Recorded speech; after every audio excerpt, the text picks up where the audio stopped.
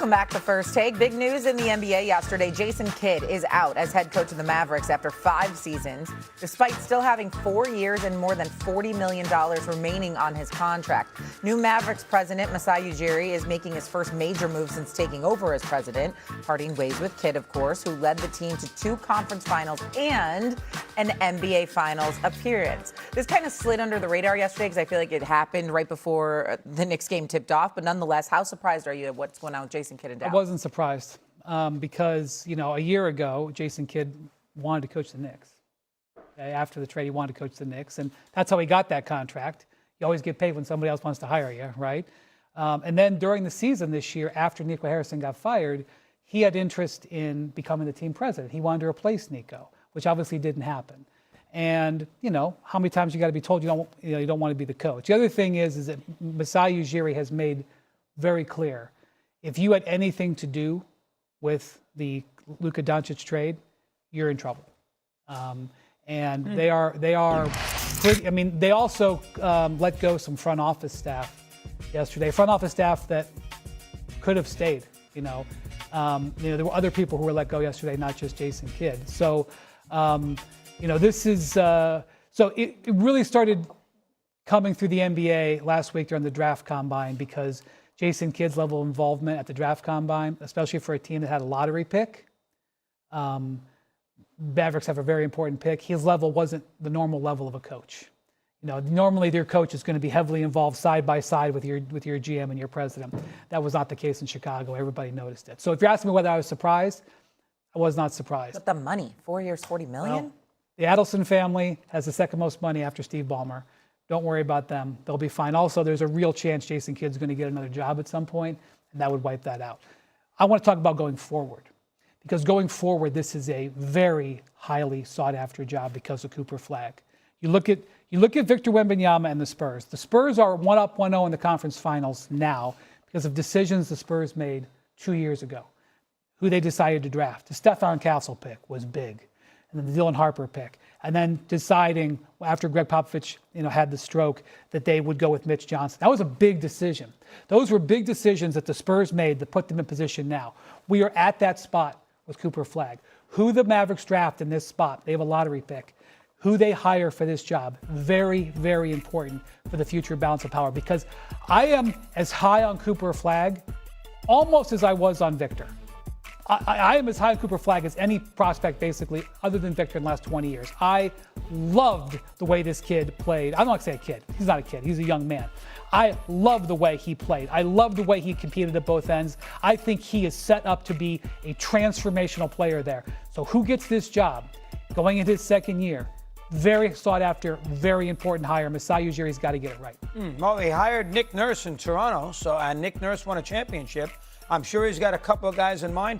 Kid seems to run out of fuel. Milwaukee out, Nets out. He seems to, run his course after a certain amount of years. I will let you answer that. But I agree with you on Flagg. What pick do they got in the draft? I think it's number 9. 9. It's a good draft. Yeah, they're gonna. And is Kyrie Irving? Is he definitely returning? He's coming back. He'll have been a year and 16, 18 months off the ACL. Is he going to be into it? I think that Play 75 games and ready to go. Well, I question whether or not Kyrie will finish next year with the Mavericks, but I think the ownership and the leadership wants to see Kyrie next to Cooper Flagg because that pairing could work. But I do think, they're obviously separated by 10, 12 years, 13 years. So I don't know if it's going to last a long time. But I don't think that Kyrie is going to be in the get him out of the camp list. Steven? A few things that need to be said here. I like Jason Kidd. I think he's a damn good coach. I think he will be a head coach again in this league because he deserves it. Having said that, his record with Luka Doncic was 136-87. Trip to the Western Conference Finals and a trip to the NBA Finals. His record without Luka Doncic was 69-118. You are talking about a superstar basketball player who is a global iconic brand. And this team traded him for somebody injury prone who is 6 years older, who, by the way, is no longer even with the franchise because you didn't trade in Anthony Davis to the Washington Wizards.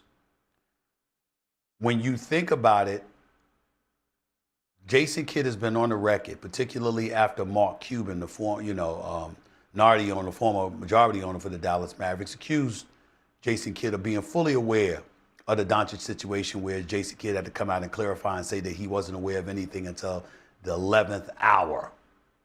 Nevertheless, he's associated with the Luka Doncic trade. And if we're being honest, anybody who had something to do with that should lose their jobs. And I don't say that with any pleasantries. Nico Harrison is a good dude, and I think a smart basketball mind who, outside of this situation with Luka Doncic, you can make an argument he was doing a hell of a job. They got to the finals. He acquired PJ Washington. He acquired Daniel Gafford. Obviously drafted Lively and all of these guys. Acquired Kyrie Irving.